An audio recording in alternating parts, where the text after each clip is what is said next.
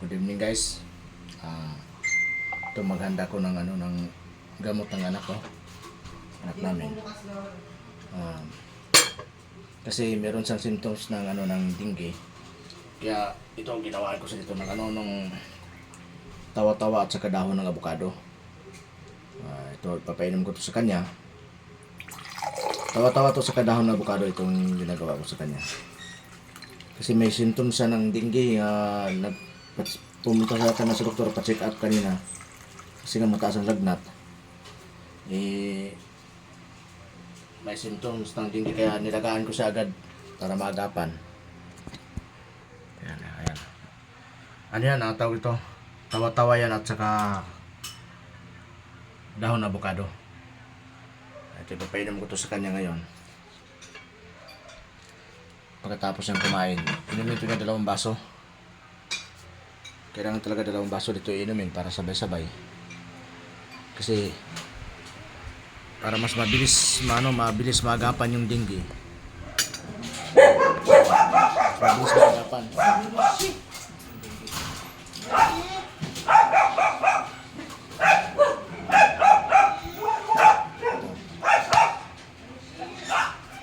Dalawang baso ito. Pinaglagaan ng dahon ng avocado at saka tawa-tawa. Siyempre hindi mawawala tong haring lanot. Kailangan talaga meron kayo nito.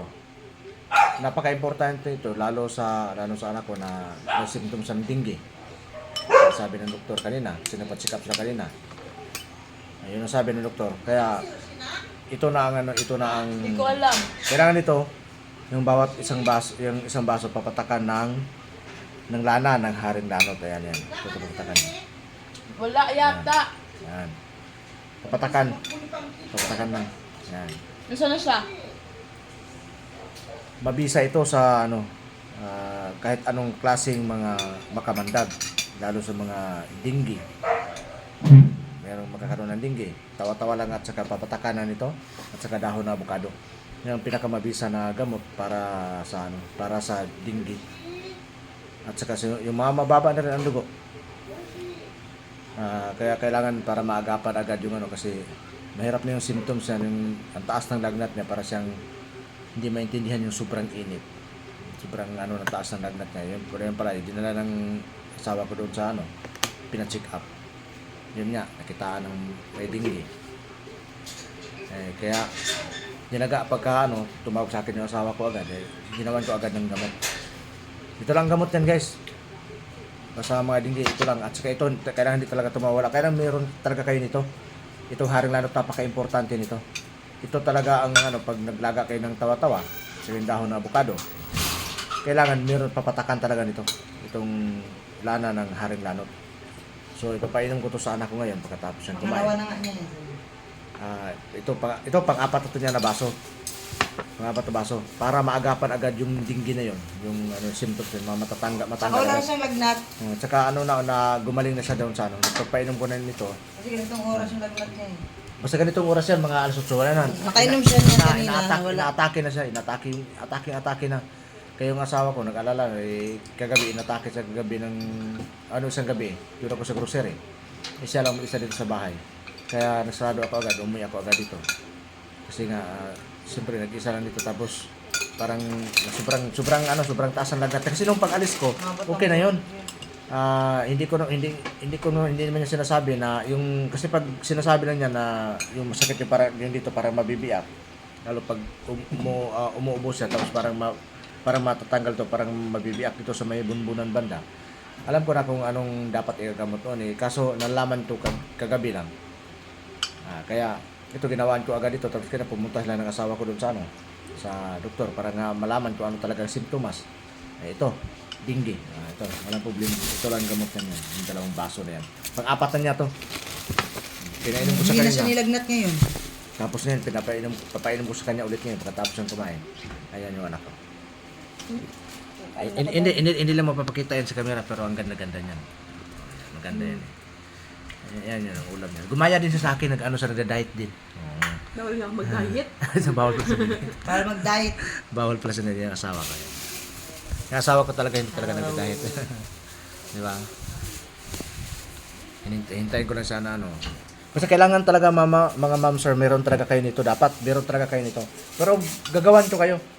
Magpo-provide tayo ng ganito, yung haring lanot. Kailangan meron talaga kayong ganito. Diyan sa bahay nyo. Kasi ang laking bagay po nito. Lahat ng klaseng makamandag. Dinggi man, mga kagat man ng aso, kagat man ng pusa, kagat man ng daga, or kahit anong mga ano dyan, mga kamandag, kahit anong mga may mga ribis, ito may dinggi, ito lang, katapat nyan. O kung makaramdam mo na. Siyempre, maglaga din kayo ng tawa-tawa at saka yung avocado. 21 piraso ng avocado, yun yung nilaga ko kanina, at saka tawa-tawa.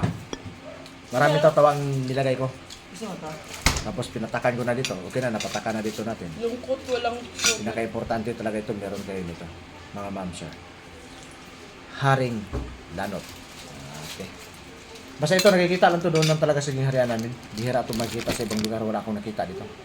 Kahit saan na lugar, kahit doon sa part ng, sa Mindanao lang ito, meron doon sa harian sa Misamis Oriental. Pero sa ibang lugar, wala talaga. Kahit yung part sa Mindanao na ibang lugar, wala akong makikita. Doon lang to. Ano. Kasi para sagrado to na sagrado na halaman, yung bihirang-bihira lang makikita. At saka kami lang halos nakakalam itong mga membro sa Sagrado Corazon Junior. Kami lang halos nakakalam itong haring lanot ito. Pero pwede ko ito i-share sa inyo. Gagawa tayo dito ng marami. Tapos siyempre kayo nang bahala doon sa sa shipping fee at saka yung materialis na mga gamit natin. Kailangan talaga meron kayong ganito kasi ang hirap ng panahon niyan. Lalo pag nasa alam niyo may lugar naman talaga na maraming mga ahas, maraming mga kubra, mga ganun, delikado yun. Pero pag nakagat yan ito, uminom agad. Yung mga malaria.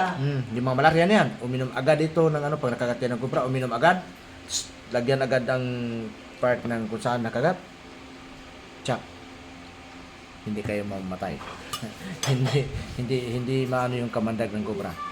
So, ito, hinihintay ko lang yung anak ko matapos kumain. So, babalikan ko kayo maya-maya konti. Okay na. Nawala na yung lagnat ng anak ko. Simula minom siya nito. Kanina ko lang siya pina-check up. Meron siyang symptoms ng dengue. Tapos, ayun, sabi niya ito ng asawa ko, maglaga daw nito. Ito yung pinapost na yung haring lanot. Ayun, wala na siya. Inobserbahan nga namin, okay na daw yung pakiramdam niya. Wala siyang lagnat. Kasi ganitong oras siya, Mag-alas 8 na. Kaya siguro sa ate kay ganito yung oras siya inatake ng manginginig na siya. Sobrang manginginig na. Sobrang Sobrang init na niya. Maabot ng 40. Sobrang ng taas. Simula kanina uminom siya doon. Wala. Kaya inabangan namin. Wala na. Okay na daw siya. Dahil lang dito. Pang-apat na baso na to. Oo, pang-apat Ano kayo mo sa dalawa? Nakainom sa ganyan kanya. Ito na naman, painom ko sa kanya ngayon. Gusto ko na pumasok. So, hindi kasi kapasok sa school pumunta akong school kanina, hinatid ko yung para maano sa teacher na yun nga nakakaroon ng Masarap sakit, naman ito. nakakadinggi.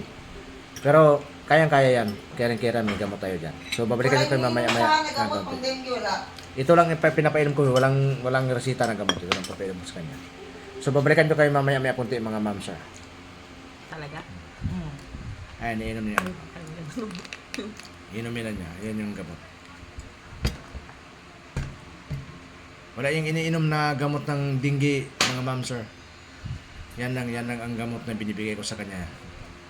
Hindi namin pinapainom ng ang gamot. Tama na yung nalaman namin, pina-check up ng asawa, tama na yung nalaman namin na may dinggi siya. Ito nang ginagawa namin, ginagawa na gamot.